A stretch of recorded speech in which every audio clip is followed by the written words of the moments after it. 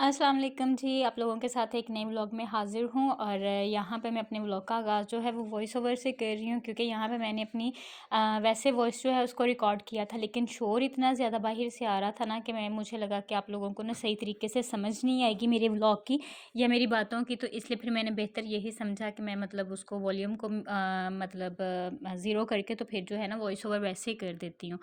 तो जी, जहाँ से मैंने अपने व्लॉग का एंड किया था ये वहीं का है। मैं तकरीबन 1 घंटा सो गई थी और फिर सो के उठने के बाद हमारे लिए जी खाना आ गया था, मतलब कि ये नाश्ते का टाइम था। क्योंकि हम लोग तकरीबन 7:30 बजे पहुँचे थे और फिर उसके बाद तकरीबन हम लोगों को पहुँचते और जिनके घर हम लोगों ने जाना उनके घर जाते हुए तकरीबन 8:30 हो गए थे। फिर उसके बाद 1 घंटे के लिए मैं सो गई थी क्योंकि हम लोगों ने रात का सफ़र किया था, सारी रात के ही जागे हुए थे, सारे दिन आगे मतलब दिन जो पीछे वाला गुज़रा था उसमें भी सब में सारा ऐसी थकावट सी थी। तो फिर उसके बाद हमने कहा जी थोड़ी बहुत रेस्ट हो जाए, तो 1 घंटे के बाद हम लोगों ने उठ के नाश्ता किया था जो कि बाज़ार से चने मंगवा लिए थे और रोटी जिनके घर हम लोग ठहरे हुए थे उन्होंने बना के दी थी। फिर उसके बाद हम लोगों ने 1-1 कप चाय का लिया। फिर उसके बाद फ्रेश होके तो हम लोगों ने कहा कि हम लोग एक दफ़ा मज़ार पे जाते हैं, दरबार पे जाते हैं हाज़िरी के लिए, क्योंकि जिस काम के लिए आए पहले वो काम हो जाए, बाकी काम जो है वो तो साथ-साथ चलते ही रहते हैं। तो स्टार्ट में मैंने थोड़ा बहुत रिकॉर्ड किया था, ये हम लोग छिला गाय इसको कहा जाता है। बहुत सारे व्लॉग्स में आपने देखा होगा, अगर किसी ने डिटेल के साथ दरबार साखी सरवर का व्लॉग बनाया हो तो उसमें आप लोग देखेंगे। अगर आप वैसे यूट्यूब पे सर्च करेंगे तो तब भी आपको इससे रेलेवेंट व्लॉग्स जो है ना वो काफ़ी ज़्यादा मिल जाएँगे। तो ये जी छिला घाह बनी हुई है, बेसिकली कहते हैं कि जो मतलब ये बुज़ुर्ग हैं सखी सरवर और लाला मली सरकार जिनको कहा जाता है, उन्होंने यहाँ बैठ के चिल्ला काटा था। जिस तरह से कहा जाता है ना कि दाता के दरबार पे जाते हैं हम लोग, तो दाता साहब ने चिल्ला वगैरह काटी हैं, मतलब लोगों को राह रास्त पे लाने के लिए जिस जगह बैठ के वो लोग इबादत करते रहे हैं, बेसिकली लोगों ने उसको छिला गाह का नाम दे दिया गया है। तो ये वो जगह जहाँ वो काफ़ी टाइम के लिए बैठे रहे थे और यहाँ पे अब जो है उन्होंने बहुत ही खूबसूरत यहाँ पे इमाम हुसैन का अलम लगा हुआ है, क्योंकि बेसिकली ये सैयद फैमिली से बिलोंग करते हैं, तो इसलिए आपको पता है कि अलम तो है वो काफ़ी ज़्यादा काफ़ी क्या बल्कि अलम तो लाजमी होता है।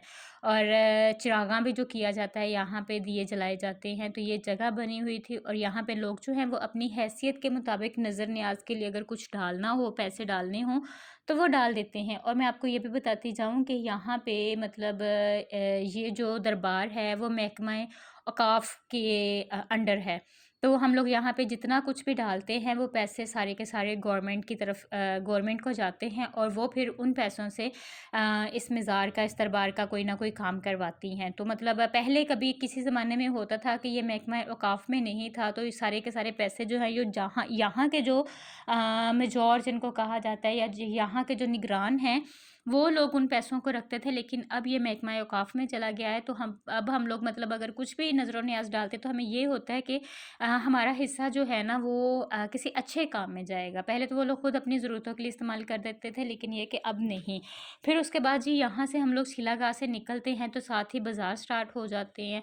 अगर आप देखेंगे तो आपको दोनों साइड्स पे शॉप्स नज़र आएँगी और शॉप्स इतनी खूबसूरत होती हैं। मैं अपने नेक्स्ट व्लॉग में आपको डिटेल्स के साथ शॉप का विज़िट करवाऊँगी, जो कि बहुत ही ज़्यादा खूबसूरत है। यहाँ पे आपको हर किस्म की चीज़ें मिलेंगी। मतलब हम लोग किसी मेले में आते हैं तो वहाँ पे हम लोग वापसी पे जब जाते हैं अपनों के लिए गिफ्ट्स लेके जाते हैं, तो यहाँ पे भी सारी चीज़ें आपको अवेलेबल होंगी। और यहाँ पे एक साइड पे अब ये जूतों का इंतज़ाम कर दिया गया। पहले दूसरी साइड पे था, वहाँ पे बहुत ज़्यादा रश हो जाता था, गैदरिंग हो जाती थी, लेकिन अब उन्होंने ये अलग सिस्टम कर दिया है और यहाँ पे 10 रुपए पर्ची लेके तो आप अपना जूता रख सकते हैं, क्योंकि रश इतना ज़्यादा होता है, गैदरिंग इतनी ज़्यादा होती है कि अगर आप वैसे अपने जूते को छोड़ते हैं तो कोई भी उसको पहन के जा सकता है। मेरे 1-2 दफ़ा इस तरह से शूज़ गुम हुए हैं, तो अब मैं यही करती हूँ कि मतलब मैं उनको जमा करवा के तो फिर जाती हूँ।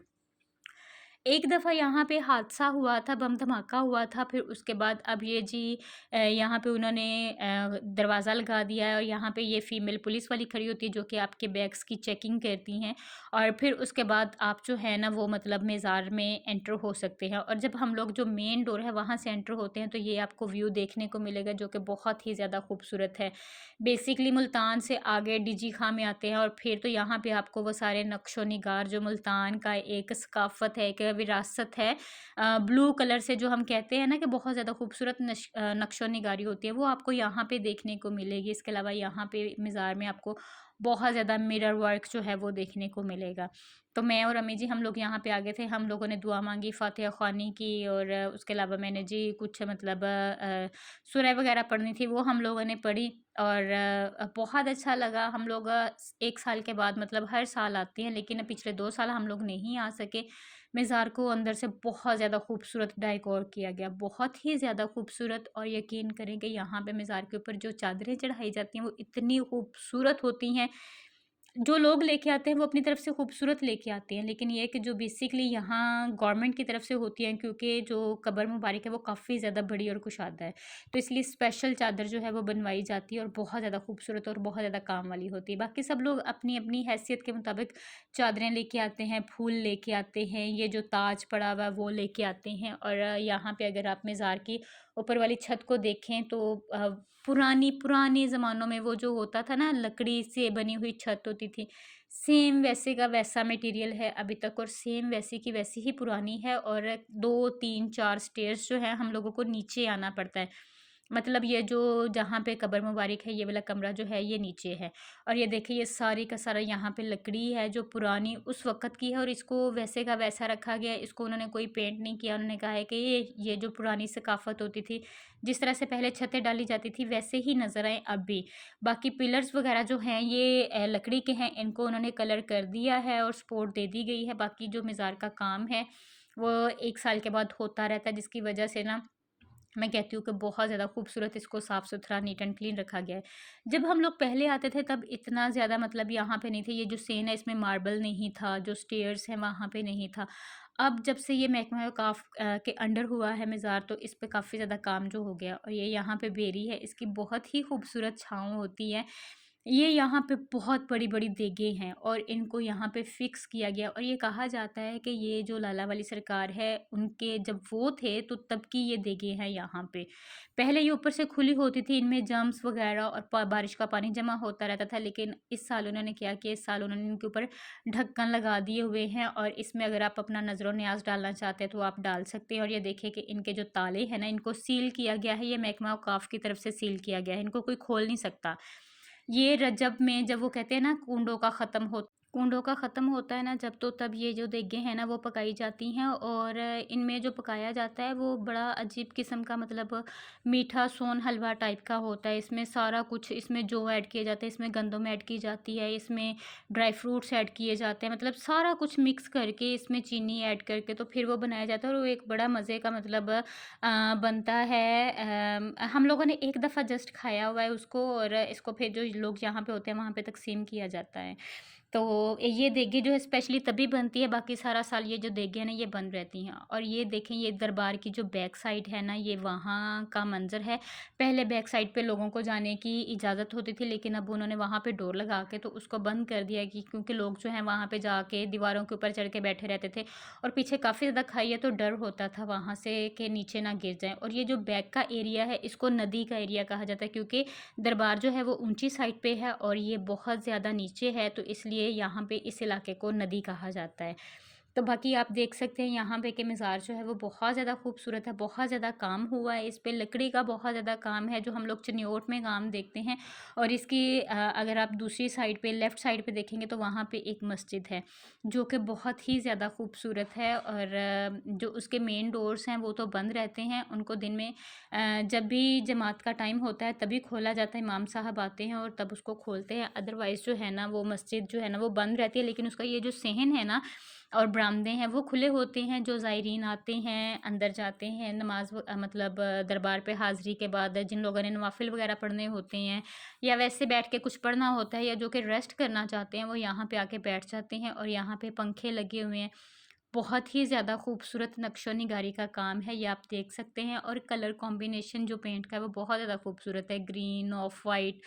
मज़ार के ऊपर के अगर आप गुंबद देखें तो उनको भी इस किस्म के कलर किए गए हैं, ग्रीन ऑफ वाइट, वाइट और स्काई ब्लू टाइप के, जो कि बहुत ज़्यादा खूबसूरत लगते हैं।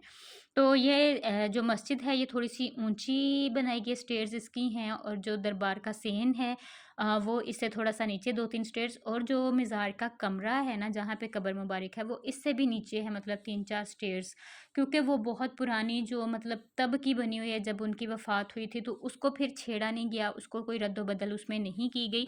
उस चीज़ को वैसे का वैसे ही रहने दिया गया है और अंदर जो मतलब फर्श वगैरह वो भी सेम वैसा ही है, लेकिन ये है कि बहुत ज़्यादा अब पहले से काफ़ी ज़्यादा काम हो गया। आपको यहाँ पे शीशा वर्क जो है वो मिरर वर्क काफ़ी ज़्यादा देखने को मिलेगा, नक्शो-निगारी देखने को मिलेगी, लकड़ी का काम देखने को मिलेगा।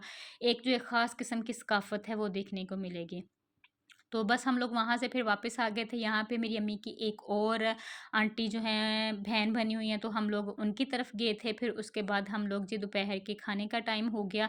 हम लोग जिनकी तरफ स्टे कर रहे थे, हम लोगों ने उन्हें पैसे दे दिए थे और वो मैं और अम्मी लोग ही थीं, तो वो हमें जो है ना वो खाना बना के दे देती। हम लोगों ने कहा कि हम लोग पैसे दे देंगे, लेकिन ये कि इस तरह से खाना हमें जो है ना वो घर का मिल जाएगा।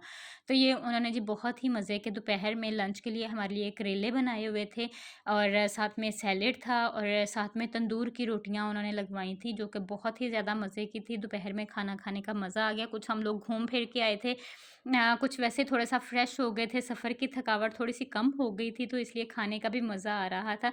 सुबह नाश्ते का टाइम तो बस ऐसे ही था कि मतलब इतना ज़्यादा हड़बड़ी में वो किया जाने वाला नाश्ता, ये मतलब इतना दिल नहीं कर रहा था, तो इसलिए कम-कम खाए थे। लेकिन जो दोपहर का खाना था ना, वो बहुत ज़्यादा मज़े का बना हुआ था और खाने को दिल भी कर रहा था, क्योंकि घूमने-फिरने की वजह से भूख भी लग गई हुई थी। और ये आप देख सकते हैं कि उनके घर जो हैं ना, वो बिल्कुल इस तरह से, कुछ घर जो होते हैं वो कच्चे-कच्चे टाइप के होते हैं, कुछ बहुत अच्छे भी यहाँ पे बने हुए हैं।